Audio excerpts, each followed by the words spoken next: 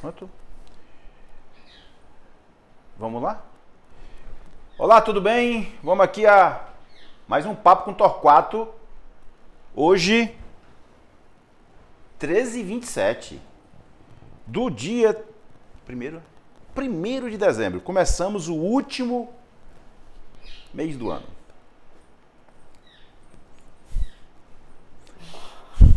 Então vamos lá. Eu vou começar hoje por uma utilidade pública. Nossa amiga Camilinha, ela trancou o Insta. Ela resolveu trancar o Insta. Ela está sendo descoberta por todo mundo. E aí, ela veio dizer hoje, né? E ela até colocou assim, ó.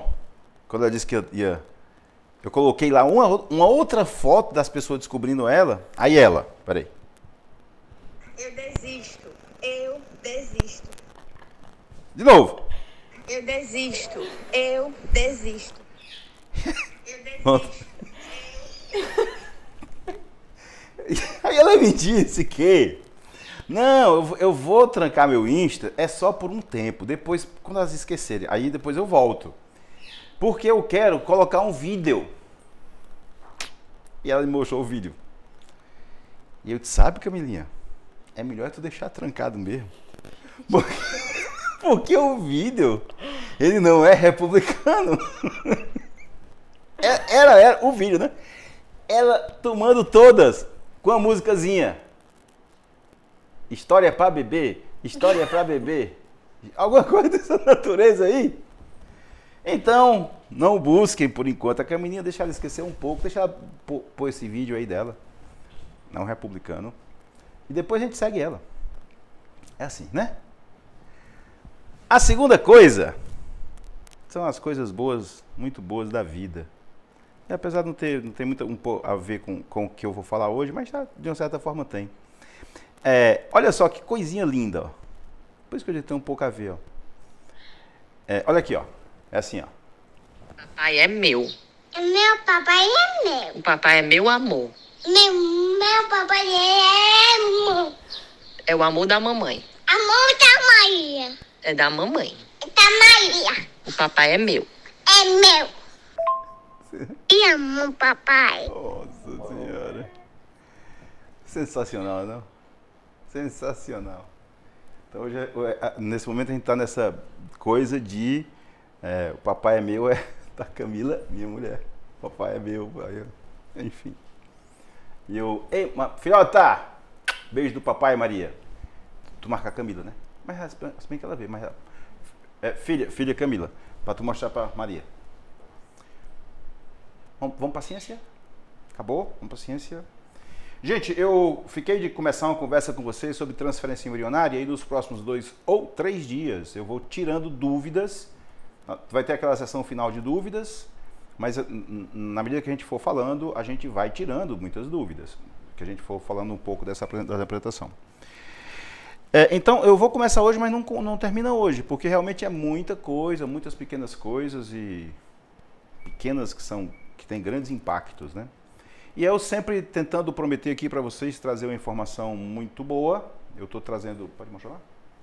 Eu estou trazendo aqui a apresentação. Essa apresentação foi novamente aqui, ó, como vocês estão vendo, do último congresso europeu. Um congresso anual, encontro anual, o 37º congresso anual da Ashley, que ocorreu aí no dia 26 de junho. E esta aula, quem apresentou foi um professor da Universidade de Alexandria, no Egito, o professor Hassan Salam. E ele dá um passeio sobre as evidências em relação à transferência embrionária. Bom, então, só a título de curiosidade, a primeira fertilização in vitro que deu certo no mundo é esta foto aqui, né? Professor Steptoe, professor Bob. E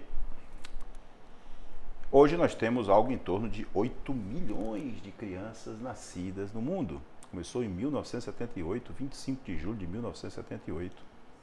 E hoje aí aproximadamente 8 milhões de crianças nascidas pelo mundo com essa técnica. Não é aqui que eu queria mostrar. Bom, é o que eu queria mostrar. Ah, não, depois eu mostro isso. Eu vou tentar. Bom, vamos aqui, ó. Vocês veem que nesse primeiro slide nós temos aqui para falar de 10 itens. Eu não vou chegar a todos hoje, provavelmente. Mas todos esses 10 itens nós vamos dissecar um pouco eles. E depois nós vamos ter mais outros 10 itens. Então eu acho que ao final disto aqui, a gente poderá ter, digamos, uma boa noção das dúvidas de vocês em relação à transferência embrionária. Observe esse slide aí, que a posição da paciente durante a transferência, essa é a posição que nós habitualmente utilizamos. Essa posição, eu particularmente, que estou aí há, sei lá, 23, 24 anos de reprodução e 30 de formado, essa foi uma posição que a gente nunca a utilizou. A posição clássica é esta aqui. Muito bem. E essa posição, ela interfere? Não, como vocês estão vendo. Vocês vão perceber que os trabalhos são muito antigos, pouca coisa se atualiza em transferência embrionária, embora tenha algumas coisas novas, a gente vai falar disso. Mas veja que esse trabalho é de 1986, e tanto faz a posição dorsal, como essa posição genopeitoral.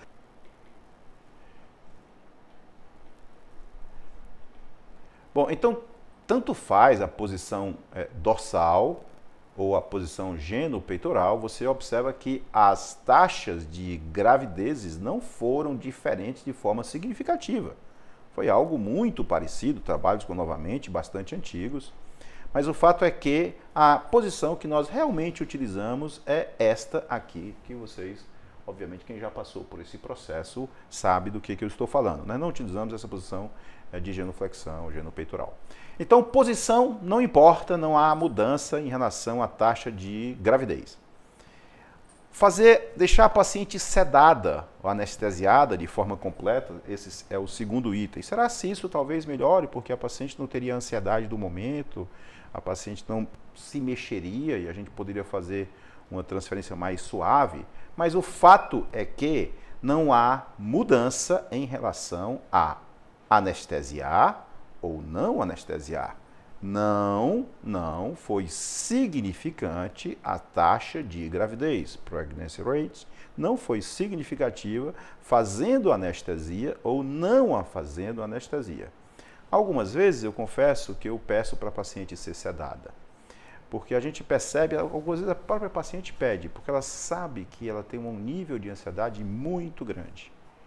E ela realmente, algumas vezes eu já fiz assim, não com o intuito de mudar a taxa de gravidez, mas com o intuito de dar mais conforto espiritual para aquela paciente que tem um nível de ansiedade bem maior. E essas pacientes existem. E como eu estou falando, muitas vezes elas mesmas, as próprias pacientes, pedem para estarem sedadas. O fato é que isto, se for feito, não vai mudar a taxa de gravidez. Novamente, aqui este passeio que eu estou fazendo hoje são de trabalhos antigos, porque pouca coisa, algumas coisas mudaram, mas poucas coisas mudaram em relação à transferência embrionária. Então, posição não importa, anestesia não importa. Vamos agora a um ponto um pouquinho mais polêmico. A acupuntura para transferência embrionária. A acupuntura é um método milenar chinês, onde tem vários relatos de grandes melhoras em relação a vários pontos, cefaleia, dores musculares e vários outros. Eu não vou aqui listar isso aqui, porque realmente tem muita coisa boa em relação à acupuntura. Especificamente, eu quero falar de acupuntura para transferência embrionária. E aí, o que é que nós observamos? Olha só que interessante, ó. Acupuntura para transferência embrionária, e bem aqui nós temos taxa de gravidez clínica. Clinical Pregnancy Rates. Muito bem. Nós temos um trial de 2002 do Paulus, nós temos um de 2006 desse nome que eu não sei dizer, e nós temos um outro de 2006 do Smith. E vejam, trials, trabalhos que eu insisto aqui dizer com vocês, tem uma qualidade maior. E olhem o que aconteceu quando as pacientes fizeram transferência embrionária com acupuntura. As pacientes tiveram taxas de gravidezes, vai lá, Camilinha, por favor. Ah, tu já está aí. Maiores, 42 contra 36, nesse trabalho do Paulus. Desse que eu não sei o nome, 39 a 26, foi significante. E do Smith, 31 contra 23, também foi significante. Muito bem. Isso é tudo? Ainda não. Por quê? Em uma meta-análise, e aí, evangelista, o que é meta-análise? Eu já disse isso para vocês e eu vou repetir o que é meta-análise. Meta-análise é quando você agrega, congrega, reúne os melhores trabalhos referente àquele assunto, aplica regras estatísticas e diz se aquilo tem fundamento ou não. Isoladamente, esses 3 trials, mostraram uma melhora na taxa de gravidez clínica. Isso é verdade. Eu acabei de mostrar para vocês. Mas vamos lá, quando nós colocamos isto como meta-análise, publicado em 2008, como vocês aqui estão vendo, nós não tivemos o diamante muito significativo a favor da acupuntura. Eu já expliquei para vocês que quanto mais o diamante se afastar do 1, mais significante é o processo. Observem vocês que o diamante toca a linha do 1, favorecendo a acupuntura. Como é que eu me comporto, então, referente a esse dado? Se a paciente quer fazer acupuntura, eu digo faça, porque pode ser que exista um efeito benéfico. Exatamente assim, dessa forma como eu falo.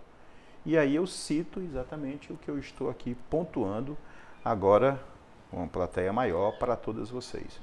Então, novamente, essa informação que eu trago, ela é extremamente rebuscada, a informação passada por um congresso médico, informação passada para um congresso que tem 10, 15 mil médicos, entre outros profissionais da saúde ligados à fertilização. Portanto, isso é o ponto que nós estamos da acupuntura. Pode ser que as coisas evoluam ainda mais para mostrar um efeito cada vez mais benéfico da acupuntura relacionada à transferência. Bom, aqui é um ponto interessantíssimo. O item 3 é uma técnica gentil e atraumática. E observem que... não é aqui agora não. Observe... Ai, cadê, meu Deus? Valha. Eu vou falar porque eu sei. É o seguinte, quando nós temos uma transferência considerada fácil e comparamos com a transferência que foi difícil, existem os critérios para a gente saber que transferência é fácil, que transferência é uma transferência difícil. Na paciente cuja transferência foi gentil, atraumática e fácil, esta paciente significativamente tem uma chance maior de engravidar do que aquela que a transferência não foi fácil. Tá, evangelista, mas então e como é que eu sei, cara, que a minha transferência será fácil ou difícil? Aí nós temos item 4. Uma transferência falsa. Rotineiramente, na medida do possível, eu faço a transferência falsa. Às vezes, quando a paciente é de muito distante, não dá para fazer. Porque ela vem para fazer isto aqui exclusivamente. Quando, por exemplo, eu faço uma esteroscopia. E a esteroscopia é um método que eu defendo que se faça em todas as pacientes de fertilização in vitro. Então, neste momento, observa aqui, Camilinha. Aqui está como se fosse, gente, o colo do útero. Ok? E aí a gente sabe, eu digo muito isso, entra ao meio-dia. Aqui, ó. Meio-dia, ó. Relógio aqui, meio-dia. Entra às 3 horas. O bichinho não fica, né? Ah, vai ficar já. Entra às 3 horas, entra às 6 horas, entra às 9. Às vezes eu digo, entra às 6 e vira para o meio-dia. Então essas são informações que habitualmente, quando eu vou transferir, eu as tenho retida no prontuário. Essa é a forma que eu tenho para tentar evitar a transferência difícil. Bom, nem todos os serviços fazem isso porque muitas vezes não dá e não está errado, viu, gente? A imensa maioria dos serviços não fazem a transferência falsa. Isso não está nada errado, é assim que se faz mesmo. Eu que, na medida do possível, e creio também que muitos colegas de todo esse país, e até do mundo, obviamente, devam fazer uma transferência falsa em algum momento do tratamento de vocês. Algumas vezes vocês nem sabem que faz lá, porque você pode estar sedada na estereoscopia e muito mais. O fato é que, como vocês estão vendo aí, os trabalhos são pequenos, e uma outra coisa que incomoda, um trial de 1990 e um outro que não é trial, de 1995. Ambos mostraram diferença na taxa de gravidez quando você faz a transferência falsa e quando você não faz. Mas, novamente, está aqui como você pode ver, quem fez a transferência falsa engravidou de forma significativamente maior do que quem não fez a transferência falsa, tanto a taxa de gravidez como a taxa de implantação. É um grupo com 167 pacientes que fez, um grupo com 168 que não fez. E foi um trial. Não há dúvida que isso aqui tem importância. Qual o problema? Olha a idade desse trabalho. 1990. Então, apesar de eu fazer, de saber que muitos fazem, isso aqui não é uma coisa que, digamos assim, é feita rotineiramente. Outro ponto. Esta imagem, para muitas de vocês, bexiga cheia, full bladder. Essa imagem, para muitas de vocês, ela é bem, digamos, vocês sabem do que eu estou falando. E por que é importante a gente pedir para a sua bexiga estar cheia? Porque isso aqui, tudo pretinho, ó, tudo é o xixi. E aí o ultrassom está bem aqui, gente, ó. E ele emite uma radiação ultrassônica que caminha muito bem quando você tem líquido e xixi é água. Isso é como se fosse uma janela. A bexiga cheia, é como se fosse uma janela para eu poder ver o útero. Olha como fica uma imagem muito boa de se ver o útero. Então, quando nós fazemos transferência com bexiga cheia, observa, a taxa de gravidez clínica, o diamante, se descolou da linha do 1, mostrando que a taxa de gravidez clínica favoreceu a nós fazermos a transferência com bexiga cheia. E esse é um trial importante. E esse é uma rotina nos serviços, fazer a transferência com bexiga cheia. Eu já estou aqui recebendo os comunicados daquela que vocês querem que eu diga, para eu parar. Então, Camilinha, eu estou parando no item 6 de 21. Então, eu vou precisar de 3 dias aqui. Não tem problema para você? Não tem, né? Então, eu aqui vou ter que parar hoje para, digamos, a gente continuar amanhã. Eu tenho mais 2 minutos. Não? O bicho é ruim. Pô, então tá bom. Então, amanhã eu volto a partir do item 6, nesta peregrinação de tentar retirar todas as dúvidas referente a um processo de transferência embrionária. Beijo do gordo. Não.